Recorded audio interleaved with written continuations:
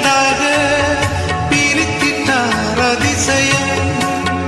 புயல் காற்றை தம் ஆணையாலே அடக்கினார் அதிசயம்.